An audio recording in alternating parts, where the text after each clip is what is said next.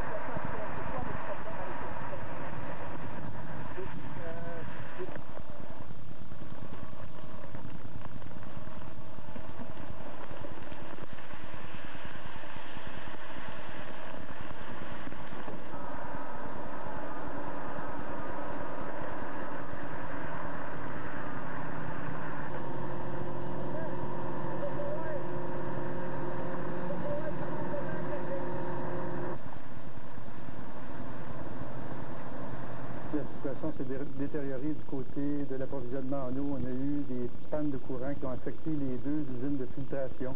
Alors, j'inviterais à ce moment-ci la population à faire preuve de grande prudence dans l'utilisation de l'eau, de minimiser toute consommation d'eau.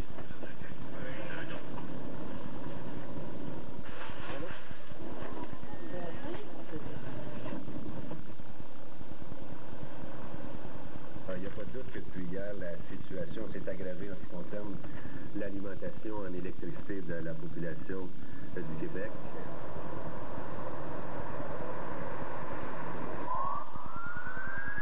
Il y a au dernier décompte donc 1 300 000 foyers, familles qui n'ont pas d'électricité.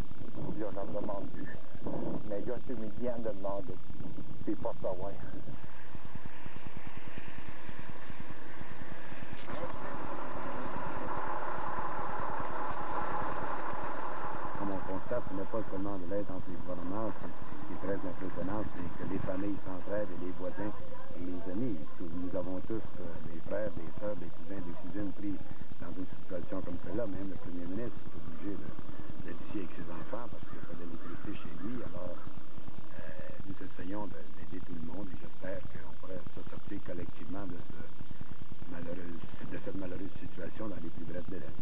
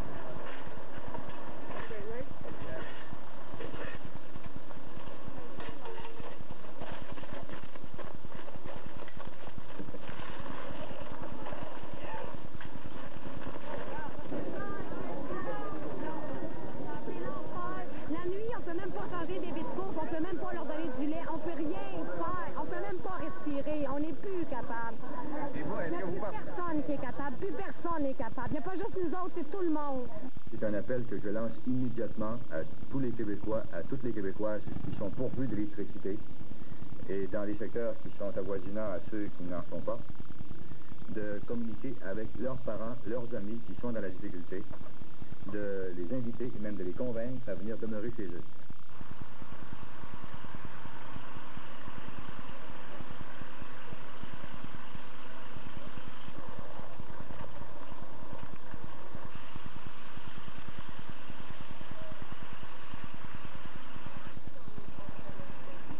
Descendre comme ça jusqu'à Côte-Saint-Luc. On gagne au poste.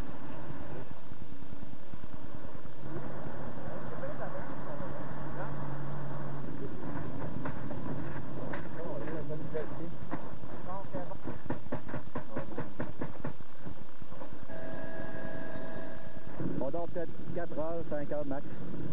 Là, on n'arrête pas. C'est l'étendue, c'est tellement grand, là, on ne sait plus où donner de la tête.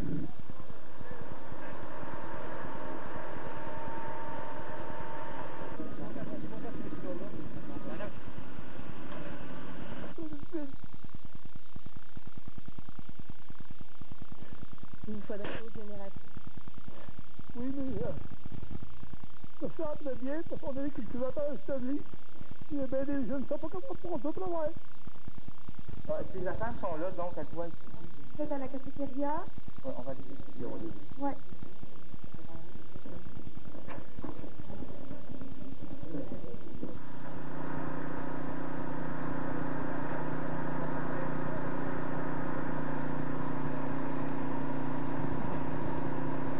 Je vais être obligé d'attendre un autre 4 heures là-bas. Fait que là, ça va faire 8 heures pour avoir soit 12 bus. Puis lui va avoir 12 bus. Lui, il est malade. Moi, je suis malade. J'ai besoin d'avoir tout ça. Je veux dire qu'il y a beaucoup de nos concitoyens qui, malheureusement, pour toutes sortes de considérations, ne sont pas au courant de ce qui se passe, vivent vraiment seuls dans leur maison, enfermés. Et c'était assez dramatique de voir ces gens-là sortir en parlant de ces tours qui n'étaient pas chauffées ou très mal chauffées, dans des conditions excessivement pénibles. Commencer un nouveau matin, puis on a un nouveau vache qui veut aller un nouveau veau pour commencer la nature, pour continuer la vache qu'on fait d'hier. C'est le premier chèque à sortir.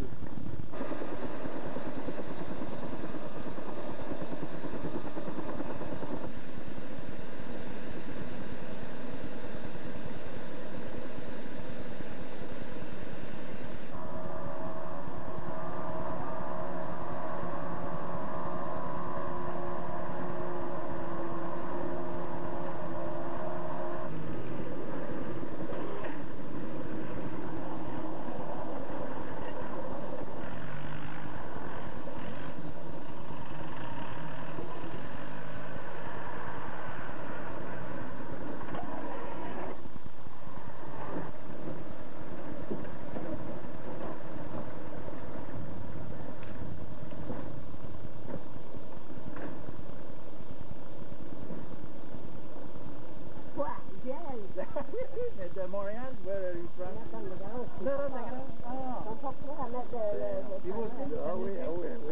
Depuis quand vous n'avez pas d'électricité?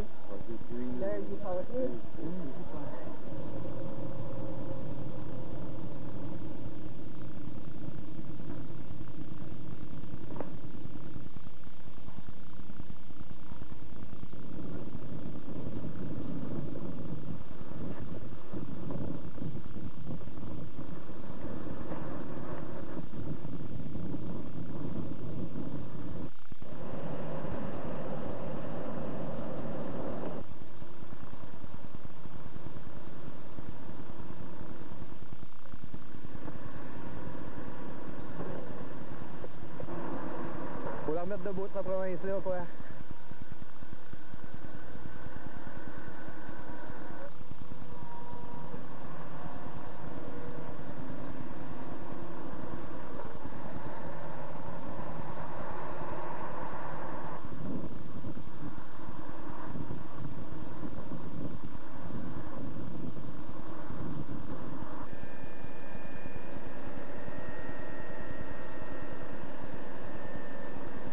C'est pas la première fois qu'on utilise une locomotive pour générer de l'électricité pour un édifice.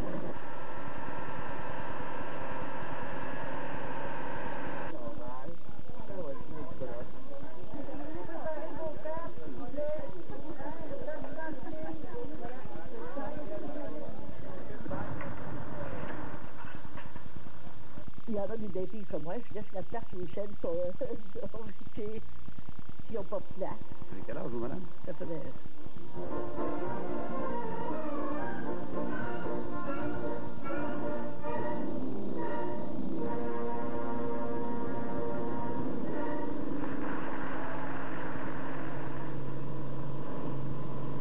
Le danger, c'est la hauteur, mais nous avons un principe d'attachage en tout temps. Nous sommes toujours reliés soit à l'hélicoptère, et lorsqu'on est dans le pylône, on est toujours attaché dans le pylône. Il ne faut être jamais, par exemple, attaché soit simultanément au pylône et à l'hélicoptère. C'est ça le principe, c'est le plus gros danger qu'il faut surveiller. Puis il y avait la glace dans le pylône qu'il fallait surveiller.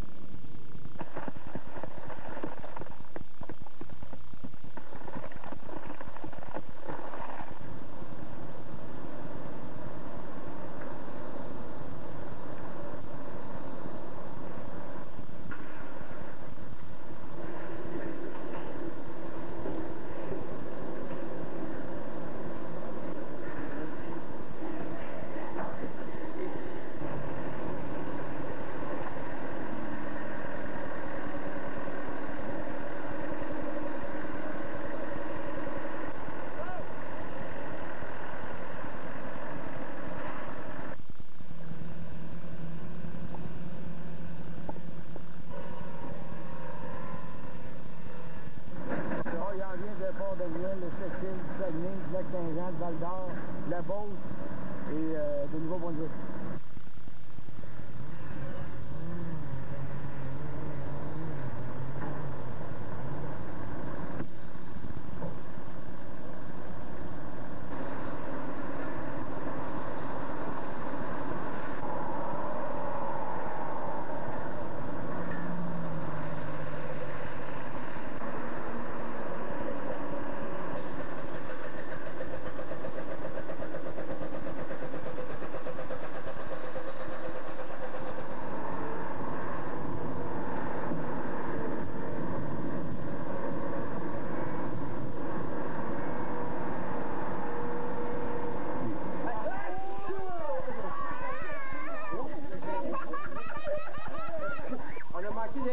Chez nous aussi, alors j'ai pensé inventer mon oncle la nouvelle ampoule qui s'allume dans la main.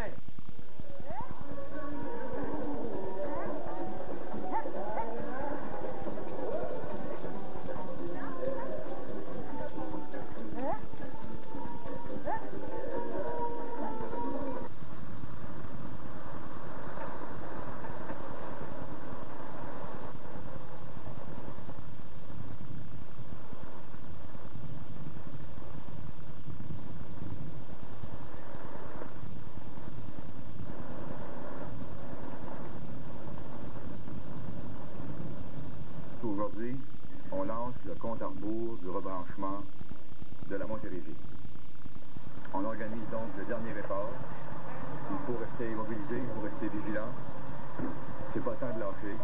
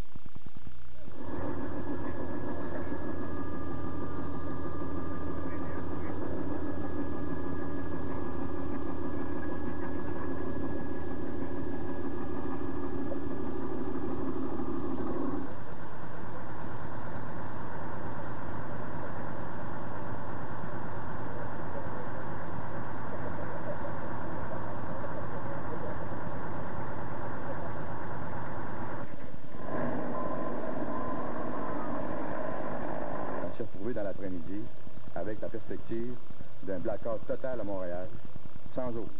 Il restait 2 heures d'eau, parce que les 2 usines étaient arrêtées. Le maire m'avait informé dans les minutes qui précédaient. J'avais devant moi un rapport de l'Hydro qui nous disait qu'il fallait se préparer à une possibilité d'une panne généralisée dans tout le secteur de Montréal. Ça veut dire qu'on perdait toute l'alimentation à Montréal, et toute la nuit, il nous est resté un fil.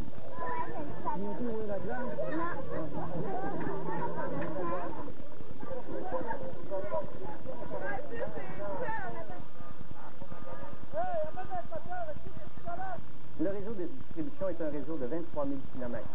Et il est évident que lorsque nos ressources vont revenir, tous les clients de ce réseau-là ne seront pas alimentés.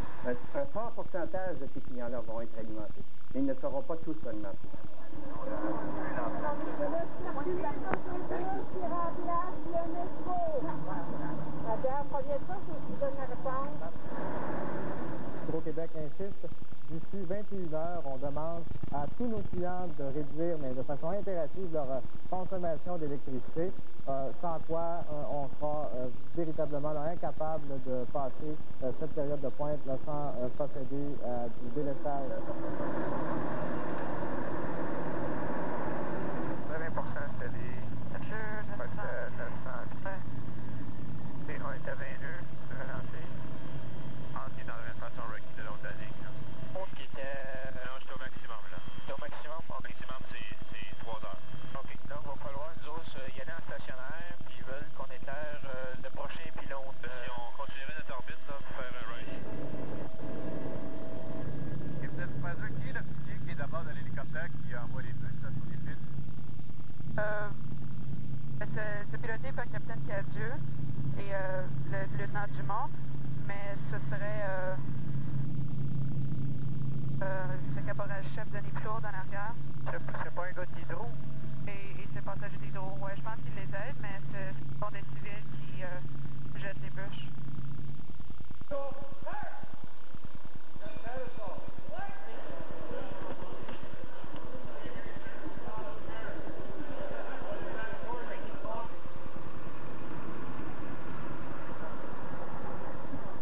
Aujourd'hui, mercredi 21 janvier, la priorité, c'est encore, je dirais, c'est surtout de rebrancher les quelques 450 000 Québécoises et Québécois qui sont encore privés d'électricité et qui sont en face de la perspective d'en être prise encore pendant quelques jours parce que ça va décroître, mais ça ne pas aussi vite qu'on le souhaiterait. La situation est catastrophique. Nous en sommes très conscients.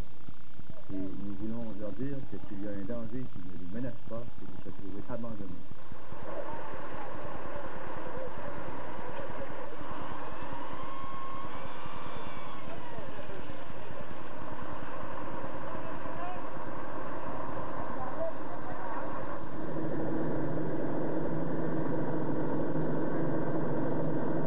Le câble de garde, il est beaucoup trop bas et il touche au conducteur, ce qui empêche l'alimentation de la ligne. Donc, on coupe le câble de garde pour dégager tout ça, pour remettre les deux lignes de tension.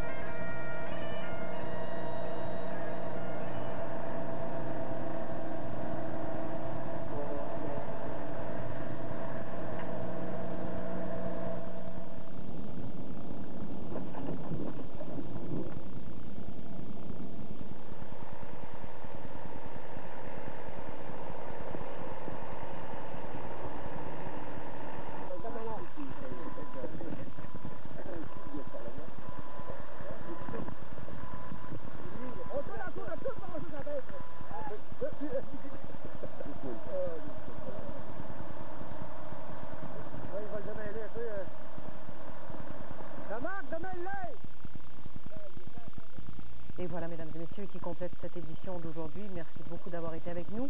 Voici maintenant une émission spéciale État de choc sur toute cette crise reliée au verglas, crise qu'on vit depuis près de 3 semaines maintenant. Une émission animée par Bernard de Rome. Bonne soirée à notre antenne, mesdames et messieurs. Au revoir.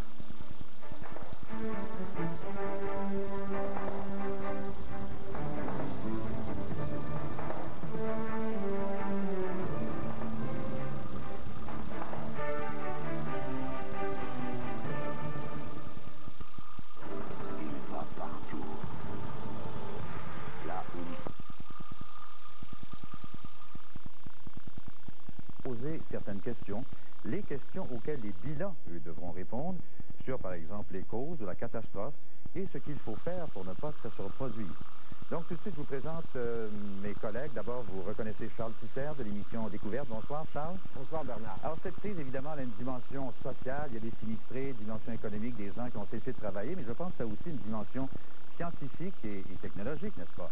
Certainement, Bernard, et la science peut vraiment nous aider à comprendre ce qui s'est passé. En conséquence, l'équipe de Découverte va examiner dans cette émission en détail les causes météorologiques régionales et planétaires de la tempête de verglas. Nous vous montrerons aussi pourquoi le réseau d'Hydro-Québec n'a pas tenu le coup et ce qu'il faudrait faire pour l'améliorer. À ce sujet, nous poserons un regard critique sur le plan stratégique proposé par Hydro-Québec cette semaine. Et nous vous parlerons aussi d'une méthode qui permettrait de protéger du verglas les lignes de haute tension. Finalement, nous verrons ce que vous et moi pourrions faire la semaine prochaine, ou plutôt la prochaine fois, devrais-je dire, pour survivre s'il y a une autre panne. En espérant que ça n'arrive pas. Merci beaucoup, Charles Tisser, un petit peu plus tard. Et puis aussi Jean-François Lépine. Bonsoir, Jean-François. Bonsoir, Bernard. Vous avez été comme une queue de veau aujourd'hui, on s'est à peine parlé, mais je sais que vous avez passé quelques temps avec André Caillé, le président d'Hydro-Québec. Oui, Bernard, j'aurai avec moi ce soir des invités en studio, dont le ministre Guy Chevrette, mais effectivement, j'ai rencontré M. Caillé cet après-midi à son point de presse à Belleuil. Dans une entrevue assez étonnante, d'ailleurs, il nous révèle qu'Hydro-Québec était très consciente, même avant la tempête de verglas, des faiblesses de son réseau. On avait même sur papier des projets pour renforcer le réseau comme ceux qu'on a annoncés cette semaine. Alors, vous allez voir cette entrevue-là. Donc, c'est peut-être pas si inusité que ça. On verra ça. Merci beaucoup, Jean-François. Tout à l'heure. Donc, aujourd'hui, 25 janvier, lorsqu'on était au pire de la crise, l'objectif d'Hydro-Québec, je dis bien, l'objectif, c'était que tout le monde soit rebranché. Mais, dans la vraie vie, à cette heure-ci, il y a 83 837 foyers qui n'ont pas de courant. Et dimanche prochain, il va y en avoir 30 000 autres qui n'en auront toujours pas. Et tout à l'heure, le premier ministre Bouchard, de même que M. Caillé, le patron d'Hydro-Québec, sont venus expliquer pourquoi et implorer la patience de ceux qui attendent toujours. Alors, Patrice Roy va expliquer leurs préoccupations. Alors que les regards se détournent peu à peu des zones sinistrées, alors que le gouvernement retournera à Québec, le premier ministre tenait à rassurer. Nous ne considérons pas cette affaire comme terminée, au contraire. Nous savons très bien qu'au moment où on se parle, il y a dans cette région encore plus ou moins 210 000 personnes qui sont privées d'électricité. En fait, après avoir fixé à ses troupes l'objectif du 25 janvier, André Caillé doit s'incliner. Cela prendra plus de temps que prévu. Il faut bien constater également qu'un nombre très important de clients, 60 000 clients, demeureront sans service à compter de demain. 60 000 clients, ça représente environ 150 000 personnes. Pour une utilité publique, pour un service public essentiel, c'est un très grand nombre. Ça demeure un très grand nombre. C'est qu'à mesure que le travail avance, d'autres problèmes surgissent, d'autres bris apparaissent. Résultat, les heures s'allongent et, élément important, l'épuisement des équipes commence à ralentir les travaux. On a demandé de surveiller vos employés, s'ils pensent qu'ils ont besoin de journée de congé, même s'ils n'en veulent pas, ils doivent la prendre. Oui, il y a un effet de fatigue qui augmente le niveau d'erreur possible. Un monteur de ligne s'est d'ailleurs blessé gravement hier. Il s'est électrocuté alors qu'il tentait de rebrancher le courant. Et pour compenser ce fameux courant qui n'arrive toujours pas, Hydro déploiera des génératrices pour s'assurer au moins que les écoles de la Montérégie puissent progressivement rouvrir leurs portes dès cette semaine. Les plans de rattrapage arrivent au ministère de l'Éducation, sont tout à fait complets. Cela va bien et on ne prévoit pas de difficultés à cet égard. Le président d'Hydro-Québec promet une autre liste pour identifier précisément les 30 000 foyers qui seront toujours dans le noir dans une semaine. Et même s'il voulait oublier la crise pour un temps, cet incendie la nuit dernière a rappelé au premier ministre que rien n'est encore tout à fait normal. La cathédrale Saint-Nicolas en feu a forcé l'évacuation de l'immeuble où habite Lucien Bouchard. Ils ont dit de brancher l'électricité pendant qu'ils le font. Alors, quand je suis parti, il n'y en a pas l'électricité encore. J'espère l'avoir pour le Super Bowl. Patrice Roy, Radio-Canada, Montréal. Bon, depuis 3 semaines, depuis 20 jours, il y a un nom qui est devenu un symbole de cette crise-là, et c'est Saint-Césaire, le poste Saint-Césaire, qui apporte l'électricité au fameux triangle de la Montérégie. Un poste qu'on souhaitait remettre sous tension mercredi, mais ça fait 4 jours qu'on doit reporter l'échéance. Alors, nous rejoignons Daniel Carrière, qui est à Saint-Césaire. Daniel, vous êtes dans le noir, ça n'est pas rebranché, hein, pour que je sache. Toujours pas sous tension. Écoutez, ça commence à ressembler, Bernard, à une mauvaise blague, tout ça, là. Ça fait 4 jours qu'on nous dit que c'est imminent. Et on est là, on est ici, exactement au même point qu'hier et avant-hier et l'autre journée avant. Bon, il n'y a toujours pas d'électricité ici. Alors, mauvaise blague ou pas, pourquoi c'est pas rebranché à ce stade-ci? Bon, Hydro-Québec, on nous dit qu'ils sont extrêmement prudents. Ils nous disent que c'est inédit ce qu'ils ont fait quand même. Ils ont construit une ligne de haute tension de 42 km en plein hiver de Boucherville à ici à Saint-Césaire. Et normalement, ça leur prend 3 mois. Ils ont fait ça en 3 semaines. Alors, il faut quand même reconnaître que c'est des travaux colossaux qu'ils ont dû compléter ici. Et ce qu'ils nous disent en ce moment, c'est que tout fonctionne bien. Le dernier fil, d'ailleurs, a été monté sur le pylône à 10 h ce matin. On attend toujours depuis. Ce qu'on fait depuis, c'est qu'on fait des tests. Alors, on répète les tests. Hydro-Québec veut s'assurer que cette opération-là fonctionne très, très bien. Alors, on fait des tests. On peut d'ailleurs écouter un représentant d'Hydro-Québec nous dire où on en est à ce moment-ci. La ligne, elle, comme telle, c'est terminé. La construction est terminée. On a fait toutes les inspections visuelles possibles. Maintenant, on doit procéder à quelques ajustements techniques avant de pouvoir réalimenter le poste. Ben alors, ce serait pour quand, là, finalement? Est-ce qu'on a une idée ou quoi, là? Alors, les derniers détails qu'on nous a donnés, nous, la dernière information, c'est que Hydro-Québec se veut très, très, très prudente. Elle veut plus faire d'engagement formel. Oui. Elle nous dit quelques heures encore, peut-être même jusqu'à demain. Alors, il va falloir encore être patient. On va peut-être être encore ici demain, qui sait. Bon, mais une fois que Saint-Césaire sera branché, ça ne veut pas dire que ça donne de l'électricité à tout le monde, parce qu'en plus, ça alimente plusieurs sous-postes, ça, Saint-Césaire. Ça alimente plusieurs sous-postes, 4 sous-postes, et ça alimente surtout 60 000 résidents dans la région qui attendent donc impatiemment depuis 20 jours. Et ce qu'il faut dire, c'est qu'il y a énormément de travail encore à faire sur le terrain. Encore aujourd'hui, on voyait des soldats avec de la neige jusqu'aux cuisses enlever des débris. Il n'y a pas encore de fils sur les poteaux qui ont été replantés. Alors ça veut dire que, bon, cette région ici, c'est une région rurale. Il n'y aura pas d'électricité ici. Personne ne se fait d'illusions. Et ils ne seront pas rebranchés demain ni pour quelques jours. Et pour les agriculteurs, c'est encore plus dramatique. Eux vont devoir encore fonctionner avec des génératrices pour au moins quelques semaines. D'ailleurs, on peut écouter un représentant de l'UPA que j'ai rencontré un peu plus tôt, si vous voulez bien. Pour le moment, en tout cas, il nous a dit vendredi de 3 à 4 semaines là, avant d'avoir un rebranchement. Il va y avoir du rebranchement, ça va être peut-être périodique. Il va y avoir du délestage, je pense, faire 4-5 heures. Là. On a demandé, nous autres, à nos agriculteurs, de maintenir les génératrices en marche pour ne pas charger le réseau, pour donner une chance d'alimenter, de combler le besoin électrique au niveau des réseaux, nos réseaux de distribution. Alors, Daniel, si je résume votre pensée, là, bon, ça reviendra quand ça pourra revenir, et c'est une opération extrêmement délicate. Délicate, et ce qu'il faut dire, c'est qu'une fois que l'énergie revient ici au poste Saint-Césaire, il va falloir être patient parce que ça prend 2 à 4 heures pour réchauffer l'équipement du poste. Et ce n'est qu'après qu'on pourra commencer à réalimenter les villes et les villages autour. Merci beaucoup, Daniel. Bonsoir. Bonne patience et bon courage à tout le monde. Il y a donc des gens après-midi qui ont appris de la bouche de M. Caillé d'Hydro-Québec qu'ils vont devoir encore attendre au moins une autre semaine avant d'avoir la lumière, avant de avoir une vraie chaleur. Azeb Woldegorgi s'est allé en rencontrer pour saisir un peu leur humeur.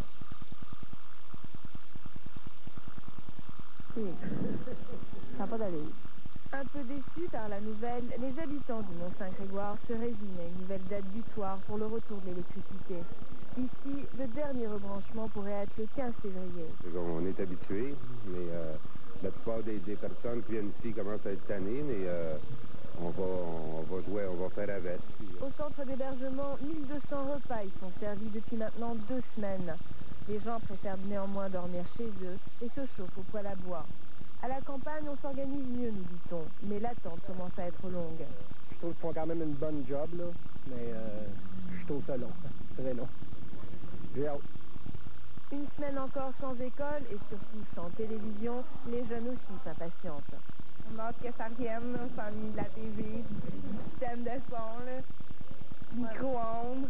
Ce qui est plate, c'est qu'on peut pas se laver comme d'habitude. Moi, c'est quand même à 2 à 3 jours, là, les cheveux deviennent gras, puis ça devient long.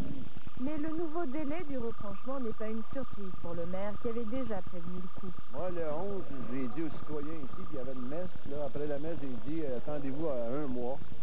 Ça veut dire que je vais au 11 février. Si ça arrive avant, là, considérez-vous chanceux. Mais dans la même région, à Marieville, on est plutôt déçus. C'est réellement inacceptable, c'est beaucoup trop loin. Je peux comprendre, comme je le disais, les conséquences techniques du réseau, il est bien clair, mais qu'on nous ait quand même induit de la sorte, là. En attendant, les employés d'Hydro-Québec sont partout sur la route 104.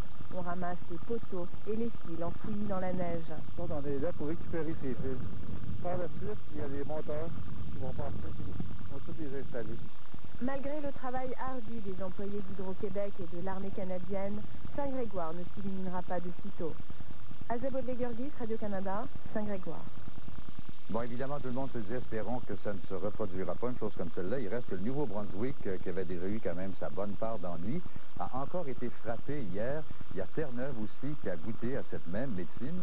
Alors, c'est de la pluie, du verglas, du grésil, bref, un air de déjà-vu et qui a causé plus de 4000 nouvelles pannes au Nouveau-Brunswick. La plupart des abonnés ont été réalimentés ce matin, mais maintenant, on doit s'occuper des problèmes que ça cause, c'est-à-dire le déblaiement des rues, les nombreuses inondations. Il faut d'ailleurs rapidement se débarrasser de toute cette eau parce qu'on annonce une chute brutale des températures, un froid glacial et...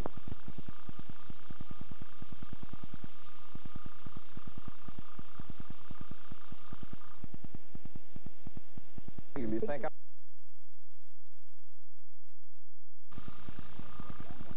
Même pour ceux qui ne sont pas sur l'aide sociale, mais qui ont de faibles revenus et pas d'assurance, vous allez leur donner de l'argent à ces gens-là pour qu'ils regardent sur leur réfrigérateur? Oui, le gouvernement du Québec a annoncé la semaine dernière un programme d'indemnisation pour les personnes à faible revenu.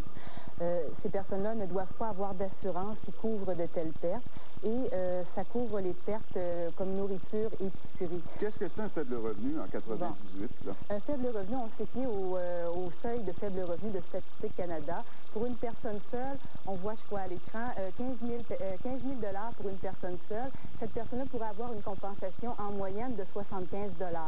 1 900 $, un revenu inférieur à 1 900 $ pour deux personnes, la personne pourrait avoir droit à 150 $.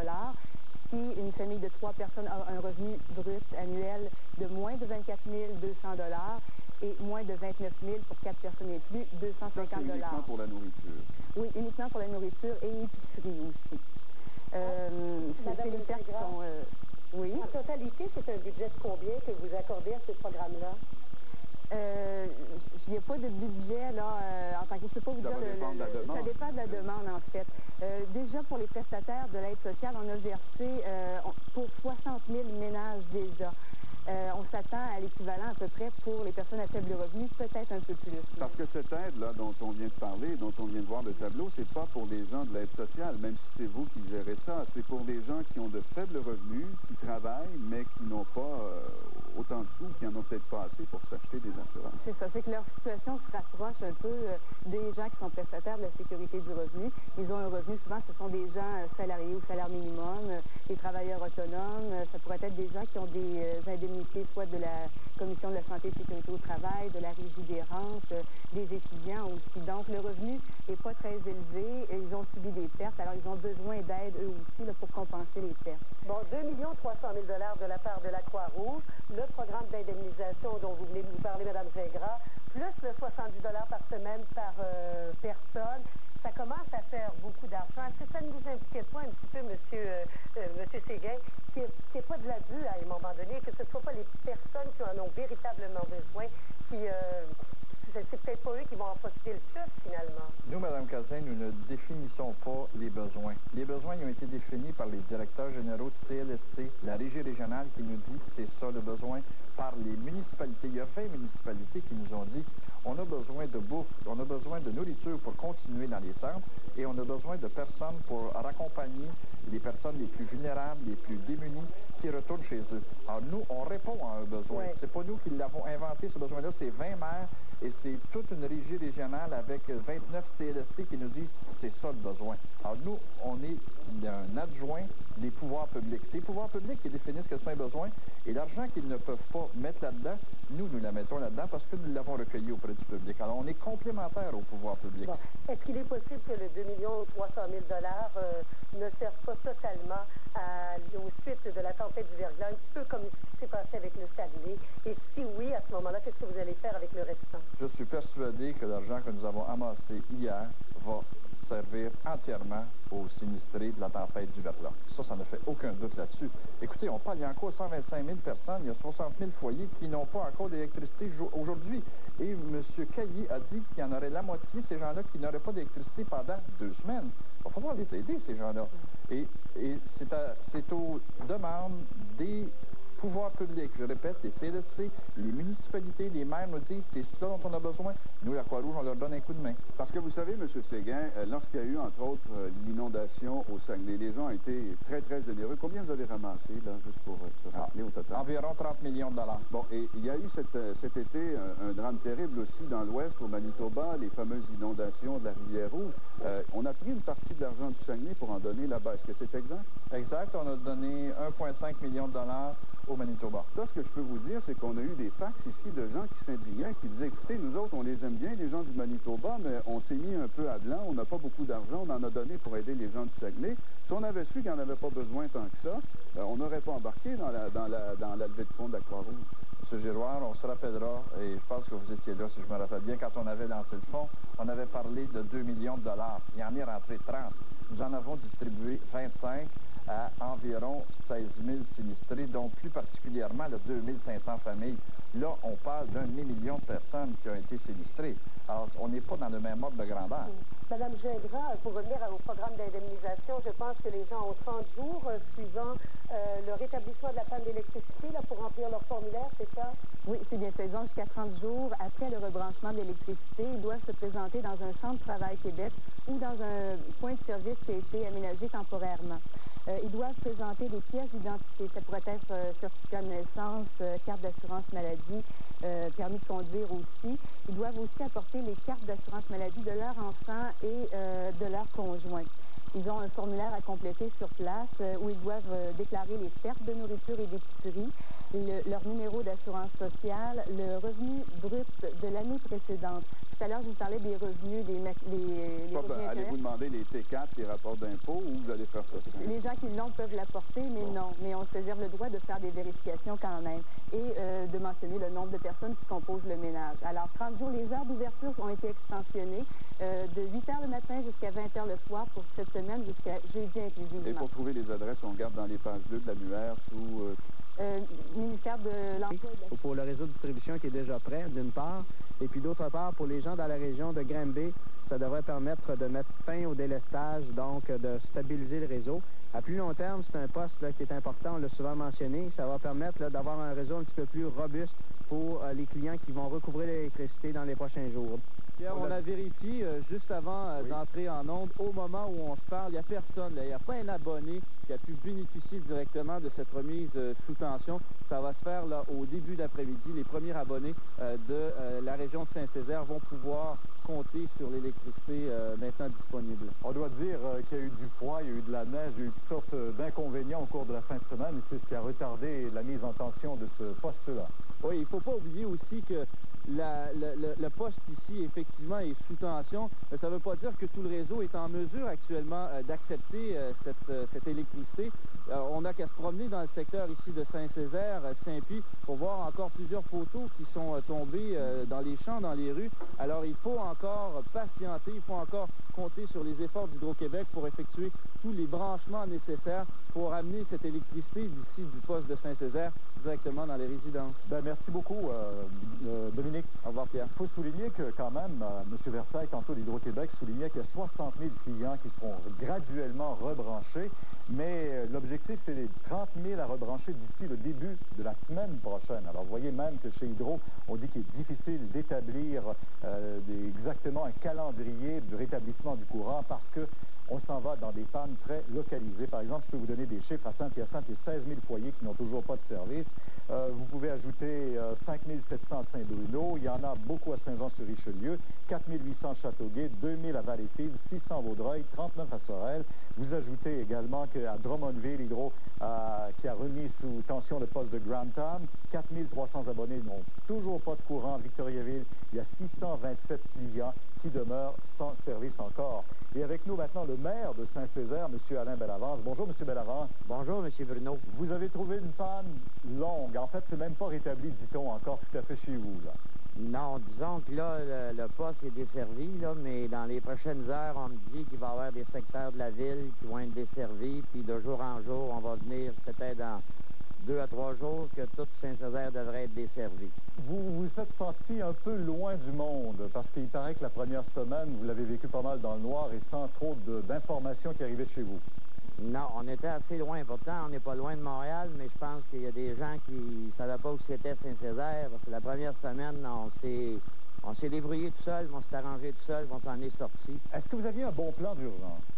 Oui, on avait un plan d'urgence, mais vous savez, écrit sur papier, un plan d'urgence qui vise ça, c'est deux choses très, très, très, très différentes. On avait le sous-ministre associé à la sécurité civile qui nous disait vendredi que toutes les municipalités avaient été informées la veille de cette tempête-là et d'appliquer des mesures.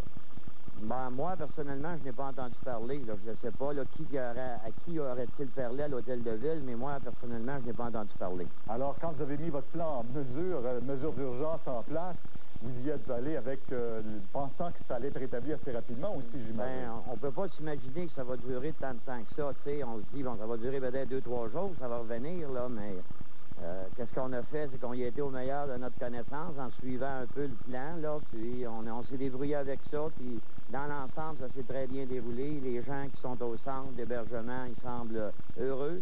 On s'est forcé pour leur donner de la chaleur, du bon manger. On commence une quatrième semaine ou presque chez vous. Là. Comment vivent les gens? Est-ce qu'il y a un peu de frustration? Il y a un peu... On a entendu M. Caillé dire pourquoi ces gens-là vivent une panne plus longue qu'ailleurs. Ça ne se reproduira plus, mais dans les faits, là, vous la vivez présentement, cette situation-là. Oui, on la vit. Au niveau de frustration, c'est sûr qu'il y en a toujours dans des situations comme ça parce que t'es pas dans ton quotidien naturel. Là. Tu dors moins bien. Tu manges moins bien ou à des heures irrégulières. Fait que deux fois, ça prend pas grand-chose. Puis les gens, ils viennent mauvais ou fâchés. Mais vous avez réussi à gérer ça le mieux possible. On a fait notre possible. Je suis fier de tous les gens qui m'ont supporté, qui ont supporté la ville et la paroisse de Saint-Césaire. Ben, merci beaucoup, M. Bellavance. Bonne chance. On vous souhaite ça le plus rapidement possible maintenant. Merci bien. Au revoir. Ça demande d'autres petites notes, oui, je peux vous donner d'autres petites notes parce que sur cette rencontre de presse ce matin à la sécurité civile, on ajoutait même qu'il y a 224 nouvelles équipes d'hydro qui s'amènent pour aider les 300 quelques qui sont déjà en place. Elles viennent, ces équipes-là, d'aussi loin que du Manitoba, de la Colombie-Britannique. Alors, vous voyez l'importance maintenant d'apporter du sang neuf aussi parce que les gens commencent à être extrêmement fatigués aussi. Il faut dire aussi, attention encore aux génératrices.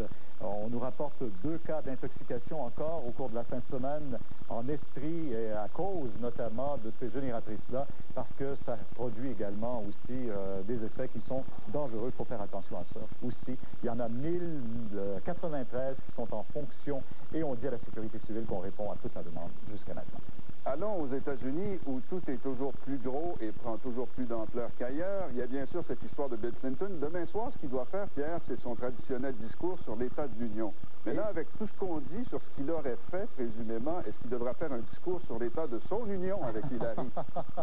Ah ben ça, c'est Hillary qui pourrait répondre. Mais ce matin, ils sont arrivés tous les deux pour un autre sujet et ils étaient souriants tous les deux. Et c'est un Bill Clinton très ferme et avec beaucoup d'émotion qui a encore une fois, Richard Latendresse, nié toutes ces allégations. Encore une fois, mais encore plus ferme que la première fois. La première fois, il était beaucoup plus mal à l'aise dans ses premiers démentis. Mais là, il a été très direct, très catégorique. Beaucoup d'émotions dans ça, vous le soulignez. D'ailleurs, je vous invite à l'écouter. But I want to say one thing to the American people. I want you to listen to me. I'm going to say this again. I did not have sexual relations with that woman, Miss Lewinsky. I never told anybody to lie, not a single time, never. These allegations are false, and I need to go back to work for the American people. Thank you. Bon, à 4 points, à peu près, le premier, pas de relation sexuelle avec cette femme. Très direct, pas de relation sexuelle avec cette femme. Et pourtant, l'avocat de Mlle Lewinsky, M. Ginsburg, avait laissé entendre que si on lui accordait l'immunité judiciaire, elle allait revenir sur sa déposition et reconnaître qu'elle avait une relation sexuelle avec le président. Qui dit vrai? D'autre part, qu'est-ce que veut dire un acte sexuel, une relation sexuelle pour le président? Est-ce que c'est un acte complet? Est-ce qu'une simple fellation est un acte sexuel pour le président? Ça, c'est à définir. Oui. Maintenant, il dit qu'il n'a pas menti. Il a demandé à personne de mentir. ni à Mme Lewinsky, ni à personne. Jamais. C'est ce qu'il dit. Encore une fois, ça c'est particulièrement intéressant parce que là, de plus en plus, ce qu'on semble comprendre, c'est que c'est un de ses amis, Vernon Jordan, qui aurait incité Mme Lewinsky à mentir. Alors, mais pas à la demande de Bill Clinton. Sûrement pas, parce qu'il joue sur les mots, là, encore une fois. Mais est-ce qu'il est aussi direct? Est-ce qu'il est aussi précis? Ou est-ce qu'il, encore une fois, c'est ça, c'est les mots qu'il choisit. Et il nie encore une fois, il dit que toutes ces allégations sont fausses. Le problème avec ça, Pierre, c'est que lors de sa campagne, la première fois en campagne électorale en 1992, il y a 6 ans, il avait dit, dans le cas de Jennifer Flowers, on lui avait demandé directement, est-ce qu'elle a été votre maîtresse pendant 12 ans? Il avait dit non, cette accusation est fausse. Elle était fausse parce qu'il n'a pas eu une relation pendant 12 ans. Ça a été moins long que ça. Mais il a eu une relation sexuelle avec elle. Alors, le problème, c'est, est-ce qu'encore une fois, il dit, tout ça est faux, mais est-ce qu'il joue sur les mots? Là, il a demandé au peuple américain, laissez-moi travailler, aux journalistes en particulier, laissez-moi travailler, et c'est sur son discours de l'Union qu'il veut mettre l'accent. C'est demain qu'on verra aussi comment il s'en tirera. Et c'est sa cote de popularité qui a chuté quoi, là, de jusqu'à 17 points? De 17 points, et pourtant, encore une fois, il n'y a pas une majorité d'Américains qui demandent sa démission. Pas encore, et d'ailleurs, en disant « laissez-moi travailler », il répond à ceux qui disent ben, « il faut le destituer, il ne peut pas s'occuper des affaires politiques du pays ». Non, il dit « si vous me laissez travailler, je vais le faire ». Merci. Au revoir. On suit ça. Hein. Je pense que toute la semaine, on va avoir l'occasion certainement de revenir sur...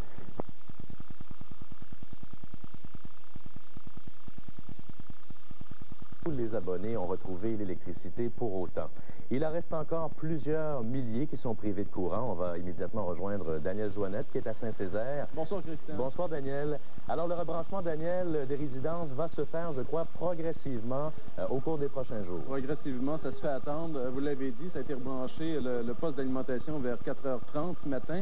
Mais ici, dans les rues, on attend tout le temps et on n'a pas vu ombre, justement, d'électricité, de maisons, de foyers rebranchés. Alors, vous savez, c'est un poste important, là, stratégique pour rebrancher, dit-on, quelques 20 000 foyers dans la région. Alors, ici, on est chez Ben, au restaurant chez Ben, où les gens se sont réfugiés depuis le début. Vous savez, c'est un endroit qui n'a pas été fermé plus de 2 jours. Alors, je vais aller retrouver Ginette. Allez porter votre monnaie, là. Puis Ginette, j'aimerais ça que vous nous disiez comment vous avez réussi à cuisiner durant tout ce temps-là. Ben, nous autres, on est chanceux, on est au gaz. On a fonctionné au gaz. L'électricité, ben, on n'a pas de génératrice, mais on fonctionne au gaz. Nos heures d'ouverture sont plus courtes parce qu'on fait un bout avec les fanales et les chandelles, mais... Puis là, vous avez changé le menu. Évidemment, le poulet, c'est un petit peu compliqué. Alors, on cuisine plus. Oui, parce que ça, c'est une viande très fragile. On va chercher à tous les jours nos choses où on s'est fait livrer. Puis quand on n'a plus, on leur dit, ben, on n'a plus. Dites-moi, les gens, l'humeur des gens, ils sont de plus en plus impatients. Ils ont hâte. Comment vous les sentez? Moi, je dirais... On me disait tout à l'heure qu'ils sont un petit peu plus agressifs. Peut-être pas agressifs comme ils ne font pas d'illusions. Je crois que surtout ceux qui restent dans les terres, dans la paroisse, là, les fils ne sont pas branchés, ça fait qu'ils savent que ça ne sera pas bientôt. Là. Comme moi, chez moi, je reste en paroisse, mais les fils sont encore à terre, ils sont pas... Fait qu'on sait même si l'électricité arrive, on ne l'aura pas encore chez nous. Alors, vous rêvez pas, là? Hein? Non. Merci beaucoup, Ginette. Alors, vous voyez, Christian, ici, on s'éclaire au fanal. On a des chandelles également. Il y a beaucoup d'ambiance, malgré tout. Et je vais vous laisser sur ce reportage de Hainaut, qui a regardé, lui, qui a suivi la marche des travaux durant la journée, puis qui a tâté le pouls des gens, leur humeur. Alors, on leur souhaite bon courage et on vous retrouve, Daniel, à 17h30. C'est ça. Merci beaucoup. Les résidents du Triangle Noir attendaient ce jour-là depuis longtemps. On l'avait prévu pour mercredi dernier. C'est finalement ce matin, vers 4 heures, que le poste de Saint-Césaire a été remis sous tension. Quand même, c'est des bonnes nouvelles pour tout le monde parce que pour ceux qui ont le courant, ça veut dire une alimentation plus sûre, c'est-à-dire moins de délestage. Et pour ceux qui vont le recouvrer également, ça veut dire qu'en ayant un réseau plus robuste, Hydro-Québec pourra assurer aux gens de l'électricité 24 heures sur 24. Ça ne veut pas dire pour autant que tous ceux qui manquent d'électricité ont été rebranchés dans les minutes qui ont suivi. L'objectif d'Hydro était de rebrancher 20 000 abonnés aujourd'hui. Mais avant de rétablir le courant, les monteurs de ligne ont dû s'attaquer au réseau de distribution. Près d'une centaine d'équipes étaient affectées à cette tâche. Ici à Saint-Césaire, dans la partie rurale, 80% du réseau a été endommagé. Dans la partie urbaine, si on peut appeler dans les villes ou paroisses, de 25 à 35% du réseau a été atteint. Pendant ce temps, au centre d'hébergement de Saint-Césaire, certains sinistrés commencent à s'impatienter. Cette résidente en avait long à dire sur les conditions dans lesquelles ils doivent vivre ici. là, c'est des règlements par-dessus règlements. Ils ont dit qu'il faut qu'on suive le régime militaire. Fait que ça commence à être dur, là. Se faire réveiller le matin en tapant des mains. Voyez, debout, là. Puis toutes sortes d'affaires de même, là, ça s'en vient un peu trop. D'autres sont plus optimistes. Ils sont allés se recueillir à l'occasion d'une messe célébrée dans un local de fortune. Au nom du Père, du Fils et du Saint-Esprit. Amen. Ceux qui remerciaient le ciel de leur avoir redonné le courant aujourd'hui, ce sont les résidents de Saint-Pie. Certains d'entre eux ont été rebranchés hier après-midi, après 3 semaines de panne. J'étais contente. Avec des petits-enfants, j'ai hâte de revenir. C'est plus agréable. Pas obligé de courir le gaz, puis tout ce qu'il faut pour faire fonctionner les affaires. Secteur par secteur, le triangle noir va recommencer à revoir la lumière au cours des prochaines heures, des prochains jours. Hydro-Québec veut procéder de façon progressive, de façon à ne pas perdre à nouveau le poste de Saint-Césaire. D'ici à dimanche prochain, il ne devrait plus rester que 30 000 abonnés privés de courant, selon les objectifs d'Hydro-Québec. Alain Naud, Le Grand Journal, à Saint-Césaire. Et puis, environ 30 000 élèves de la Montérégie vont retourner à l'école cette semaine. Il y a plusieurs l'ont fait aujourd'hui, d'ailleurs. Pour les autres, bien, ils devront attendre quelques jours encore, le temps que leur école, qui a servi de centre d'hébergement, soit prête à les recevoir. Transformée en centre d'hébergement ces dernières semaines, l'école élémentaire anglophone des Minkford ne sera pas prête à accueillir ses 124 élèves avant 2 ou 3 jours.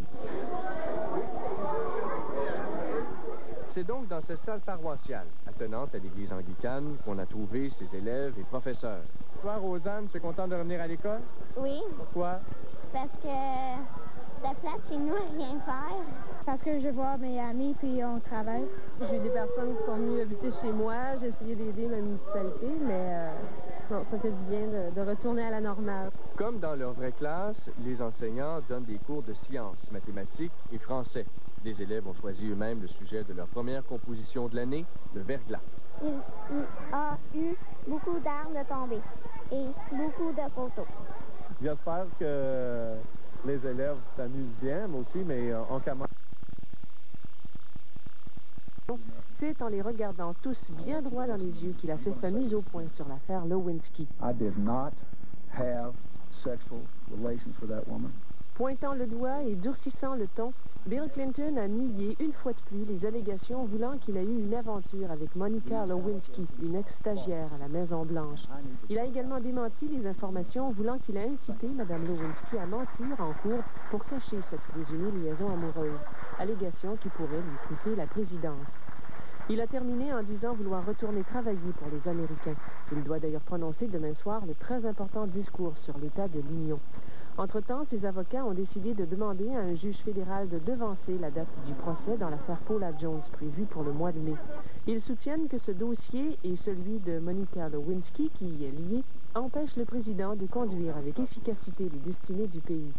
Reste maintenant à savoir si Bill Clinton s'est fait convaincant ce matin. Hélène Fouquet, Le Grand Journal.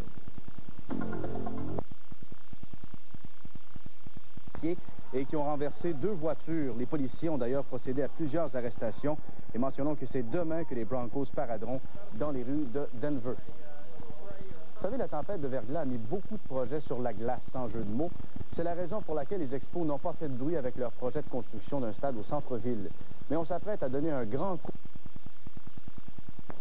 Les Expos de Montréal y ont installé leurs quartiers généraux pour vendre leur projet de nouveau stade.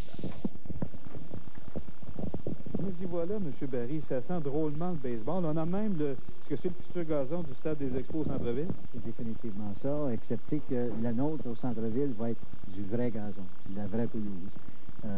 C'est pour ça que vous pouvez simuler dans votre tête la senteur du terrain déjà.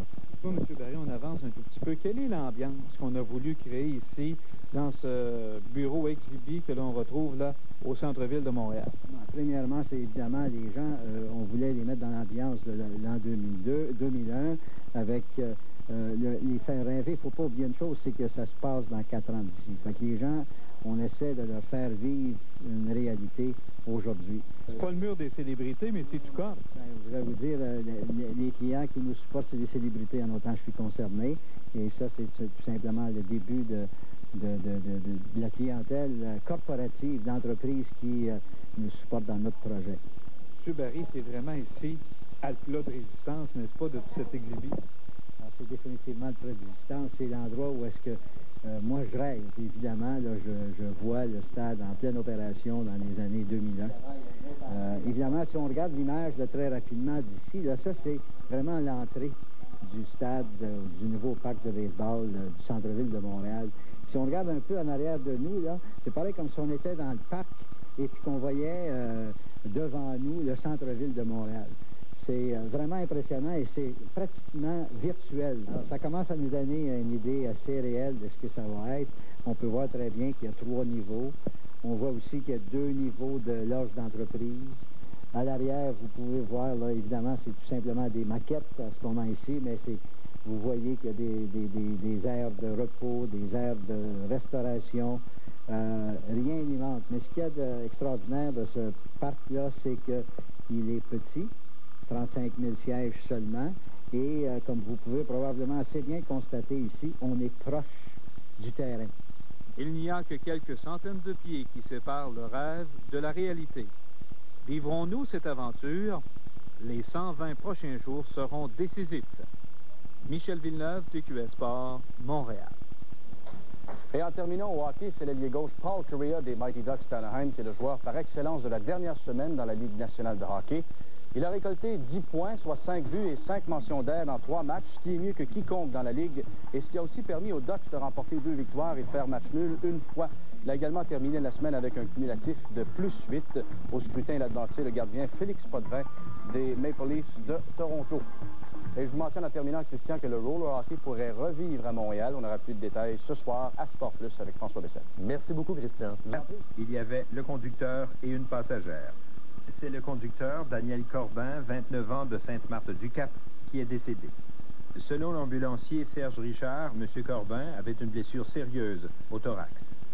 À notre arrivée sur les lieux, il y avait encore des signes. Il nous a répondu un peu, puis par la suite, c'est dégradé très rapidement, au point qu'il y avait un pouce sur les lieux, puis avant d'arriver à l'hôpital, il n'y en avait plus. L'accident s'est produit sur une butte, ce qui fait dire aux policiers que le motoneigiste qui arrivait par le bas n'aurait pas vu l'autre. La passagère, Caroline Blais de Trois-Rivières, a aussi été blessée, de même que Michel Richard de Trois-Rivières, le conducteur de l'autre motoneige. Bien que la police attend les résultats des prélèvements sanguins, l'alcool ne serait pas en cause. Non, il n'y aura aucune senteur de boisson.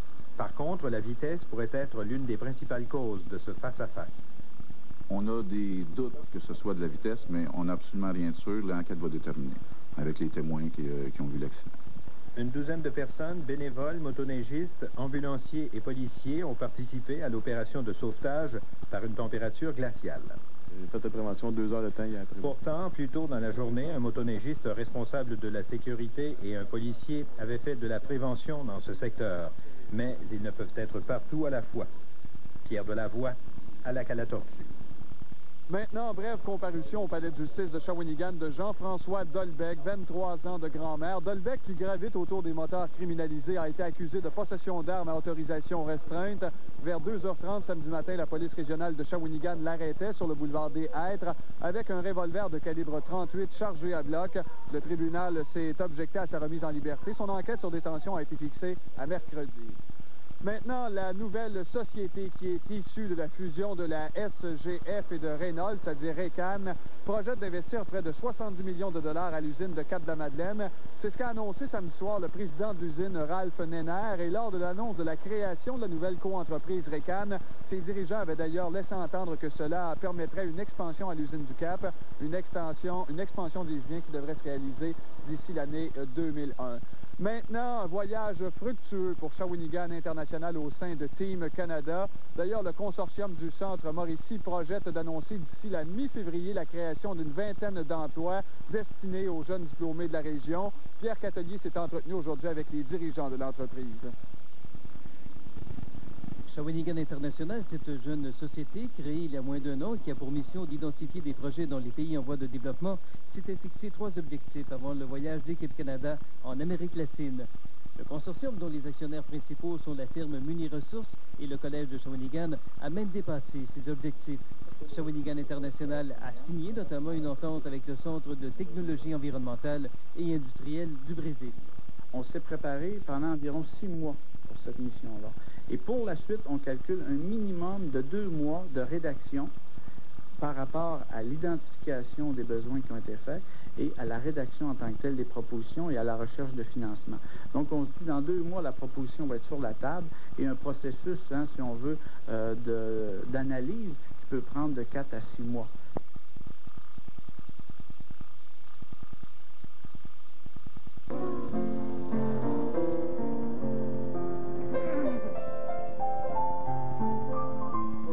Voilà Daniel Piché au piano.